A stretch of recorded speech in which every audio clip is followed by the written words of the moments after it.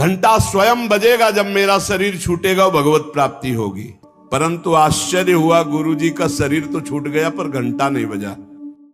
तो श्री चतुरदास जी अपने गुरुदेव की सेवा में रहते थे। बड़े अहोभाग्य है जिनको गुरुदेव के आज्ञा पालन करने का सौभाग्य मिलता है। उनके पुण्य की क्या महिमा, जिनको गुरुदेव आदेश करते आप ऐसा कीजिए। अहोभाग्य, अहोभाग्य जिन्हें गुरुदेव की आज्ञा मिल गई। इन्हीं का नाम खोजी जी पड़ा, चतुरदास जी का नाम खोजी जी पड़ा। ये गुरुदेव जी के सेवा में, अब जैसे गुरुदेव लघु शंका कर रहे हैं तो पानी लिए खड़े, गुरुदेव को हस्त प्रक्षाल आचमन आज्ञा कब क्या हो जाए तो जल की सेवा लिए खड़े थे। गुरुदेव जी लघु शंका में ही समीप बैठे। बड़ा भारी पीपल का वृक्ष दूर था तो वायु के द्वारा उसके फल और पत्ते बीज सब पड़े थे। लघु शंका किए, हंसने लगे और हंसते हंसते हाथ प्रक्षालन किया, आचमन किया तो इतनी जोर की मस्त मुस्कुराहट और हंसी थी। श्री चतुरदास जी ने आचमन करा रहे तो कहा, गुरुदेव कोई मधुर प्रसंग प्रभु का याद आया या कोई घटना घटी? आप बहुत मुस्कुरा रहे हैं, बहुत हंस रहे हैं, इस समय बाह्य प्रसंग तो कोई ऐसा है नहीं। कहा, तू कैसा शिष्य है रे, सेवा में रहता और मेरी हंसी का कारण नहीं जान पाया? मैं क्यों हंसा इतना भी तुझे ज्ञान नहीं, और मेरी सेवा में रहता है? कैसा शिष्य है जो गुरु के मन की बात न जान पावे, गुरु के इशारे के, गुरु के मनोभाव को न जान पावे, वो शिष्य ही क्या? चलो सेवा छोड़ो, मैं क्यों हंसा इसकी खोज करके आओ। अब बताओ, गुरुजनों की प्रति सेवा कर बहुत कठिन है, बहुत कठिन है। अब गुरु आज्ञा, तुम्हारी बुद्धि विवेक रहित है। जब तक तुम हमारे हंसने का कारण ज्ञात करके ना हो तब तक तुम्हें हमारे पास कभी नहीं आना चाहिए। चलो जाओ यहां से आश्रम। हमारे मन की बात जब जान जाओगे कि मैं क्यों हंसा, उसका कारण सही बताओगे आकर के, और जो मैं मन में सोच रहा था तो फिर सेवा में रख लूंगा, तब मैं मानूंगा कि तुम मेरे सच्चे शिष्य हो और सेवक हो। साष्टांग दंडवत किया, जो आज्ञा गुरुदेव। अब चल दिए। जहां संत महात्मा मिलते तो विनम्रता पूर्वक दंडवत करते हो, कहते हमारे गुरुजी लघु शंका करते समय हंस दिए, क्या कारण था? तो सब कहते गीता की बात पूछो, भागवत की बात पूछो, वेदों के, तुम्हारे गुरुजी है तो लघु शंका में हंस दिए, अब हम इसका क्या मतलब बताए? तो और उपहास होता। भला कोई इस प्रश्न का क्या उत्तर दे? कोई सुलझे हुए महात्मा थे, उन्होंने कहा रामायण गीता भागवत का प्रश्न हो तो अभी मैं उत्तर दे दूं, लेकिन आपके गुरुजी लघु शंका करते हुए क्यों हंसे, इसका हमको ज्ञान कैसे होगा? हम कैसे उत्तर दे आपको? ये तो गुरुजी से ही पूछो जाके। बोले नहीं, गुरुजी ने कहा जब तक इसका उत्तर न मिल जाए हमारे सामने मत आना, मुख मत दिखाना। अरे संत जन बहुत पहले, और हर उनकी आज्ञा में बहुत बड़ा रहस्य होता था।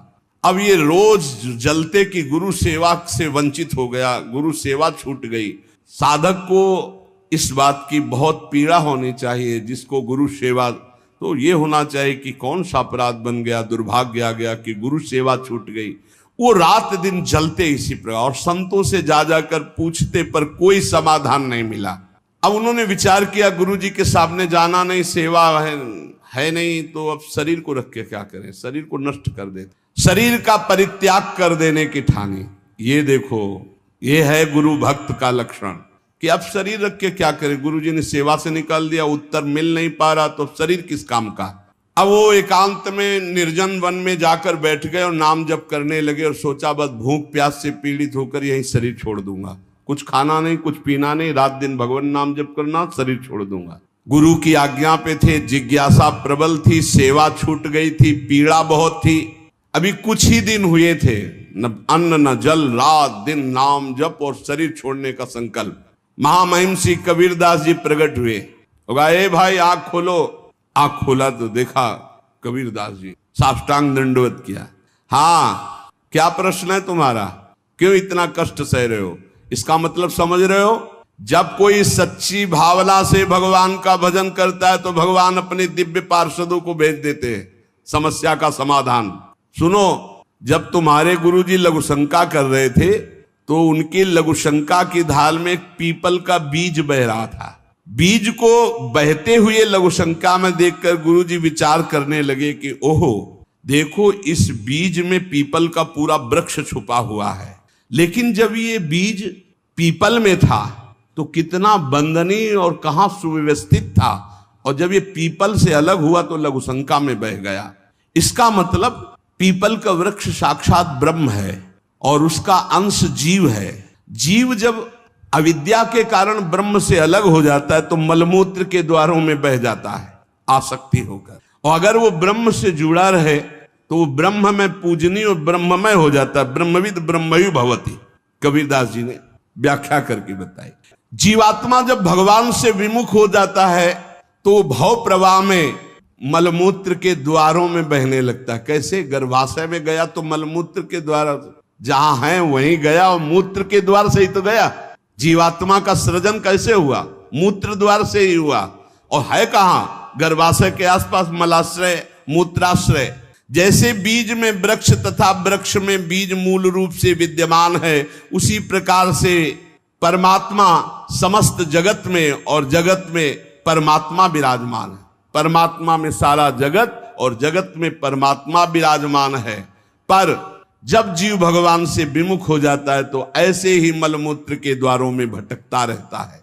अरे मेरे गुरु जी के हंसने का इतना गूढ़ रहस्य! खोजी जी का संशय मिट गया और गुरुदेव के पास आए, साष्टांग दंडवत किया। उनका उत्तर कहा, गुरुदेव महामहिम श्री कबीरदास जी ने ऐसा ऐसा ऐसा बताया। गुरुदेव पुनः मुस्कुराए और कहा, एक प्रश्न ने तुम्हें सिद्ध बना दिया, क्योंकि सिद्ध महापुरुष का दर्शन सिद्ध ही बना देता है।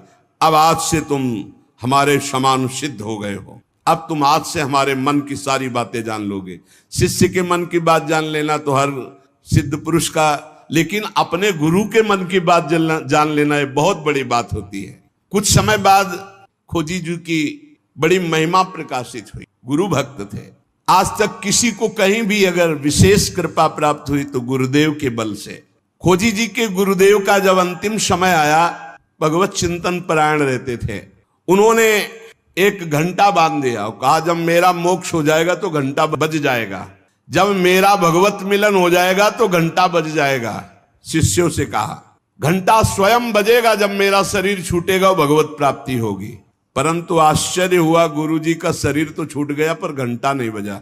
सब जितने और शिष्य थे बहुत चिंता में हो गए कि क्या गुरुजी की गति नहीं हुई। गुरुजी कह रहे थे, जब मेरा गति हो जाएगी, भगवत प्राप्ति हो जाएगी, शरीर छूटते ही तो घंटा बज जाएगा, लेकिन घंटा तो बजा नहीं। और गुरुजी के वचन परम सत्य, इसका मतलब गुरुजी को भगवत प्राप्ति नहीं हुई। भ्रमण में गए थे, कुछ समय बाद खोजी जी आए तो बड़ी समाज में उदासीनता थी शिष्यों में सब, और खोजी जी से कहा, गुरुजी की सदगति नहीं हुई। क्यों? गुरुजी तो स्वयं ब्रह्म स्वरूप हैं। बोले उन्होंने घंटा स्थापित किया था कि जब शरीर छूटेगा भगवत प्राप्ति होगी तो घंटा बज जाएगा। तो घंटा तो बजा नहीं, तो गुरुजी के वचन असत्य नहीं हो सकते, मतलब गुरुजी का मोक्ष नहीं हुआ। खोजी जी कहाँ गुरुजी का शरीर छूटा था? बोले आम के पेड़ के नीचे गए। जहां गुरुजी लेटे थे मुझे बताओ? बोले यहां लेटे थे। लेट गए, सामने देखा तो एक पका हुआ आम था ऊपर। उनका इस आम को तोड़ो। आम को तोड़ा और जे ही उस आम को चीरा तो एक कीड़ा निकला, और बस वो कीड़ा अंतर ध्यान हुआ, सोई घंटा बज गया। कीड़ा अदृश्य हो गया और घंटा स्वयं बज गया। बहुत विचित्र बात है। भला इतने सिद्ध महापुरुष, क्या इनकी गति में अंतर आम ने डाल दिया? बोले हाँ। दो इसके भाव प्रकट किए। बोले इसके दो भेद हो गए। पहला, जिसके शिष्य इतने सिद्ध हैं उनकी गुरु की भला गति बिगड़ जाएगी, पर दिखाया दो भाव इसमें प्रकट किए गए हैं। पहला दिखाया गया, चंचला ही मना कृष्णा प्रमाथि बलवद दृढ़म तस्याहम निग्रहम मन्ने वायुरियु सुदुष्करम। ये मन बड़ा चंचल है, प्रमथन स्वभाव वाला है, बड़ा बलवान है। इसको वश में करना मानो तूफान को रोकने के समान है। मन को बहुत संभालना कठिन है। कह रहे सुमेर पर्वत को कोई उखाड़ सकता है, 4 लाख योजन का है, पर मन को बस में नहीं कर सकता, इतना बलवान मन है। कोई बिजली को हाथ से पकड़ सकता है पर मन को नहीं पकड़ा जा सकता। बहुत विचित्र चंचलता है इस मन की, इसको हल्के में ना ले। इतने सिद्ध महापुरुष, और जब उनका अंतिम समय तो पका हुआ आम देखा, पके हुए आम में मन चला गया। कहीं भी बल फंस सकता है। इतने सिद्ध महापुरुष आम में तो घंटा नहीं बजा। ये पहला जन साधारण के लिए। और असाधारण बात थी कि आम में तो मन गया, पर वैष्णव का मन स्वयं भोक्ता होता नहीं। वो तो कोई भी अच्छी चीज देखे तो भगवान में, तो तत्काल भगवान का ध्यान किया कि अब असमर्थ हूं, शरीर छूटने वाला है। ये आम बहुत बगीचे का हमारे सुंदर था, हम सोचते आपको भोग लगा देते। इसी सोच में प्राण निकल गए। तो भगवान ने अंतिम इच्छा पूर्ति करने के लिए कीट रूप धारण करके आम पाने आ गए। तो भगवान से मिलन हुआ नहीं। जब आम को छेदन किया और वो भगवान अंतर ध्यान हुए, तब जाके खोजी जी से मिले तो घंटा बज गया। इसका आंतरिक रहस्य बताया। तो यहां ये बताया गया कि मन बड़ा चंचल है। भगवत प्राप्ति करने वाले उपासक को कहीं भी अपने मन की वृत्ति ना अटक जाए, इसमें अंतिम तक सावधान रखना है। अंतिम तक कभी भी फंस सकती है। और दूसरी बात है, जिसका स्वभाव बन गया है हर वस्तु हर व्यक्ति में भगवान का दर्शन, भगवान को समर्पण, तो उसकी दुर्गति नहीं हो सकती। तीसरी बात, जो गुरुदेव के शरण में रहकर गुरुदेव की आज्ञा अनुसार चलते हैं, आपको सच्ची बतावें, गुरु अपने से भी ऊपर महिमाशाली उसे बना देता है। इस प्रसंग से समझिए कि अगर खोजी जी को गुरुदेव ने आज्ञा दी तो सिद्धों के परम सिद्ध बना दिया अपने शिष्य को। इसलिए चाहिए कि अपने गुरुदेव की आज्ञा में संपूर्ण जीवन समर्पित करते हुए प्रियालाल के नाम रूप लीला धाम में निरंतर चित्त को लगाए और इसी जन्म में भगवत प्राप्ति करे। शेष चर्चा आगे। श्री राधा वल्लभ।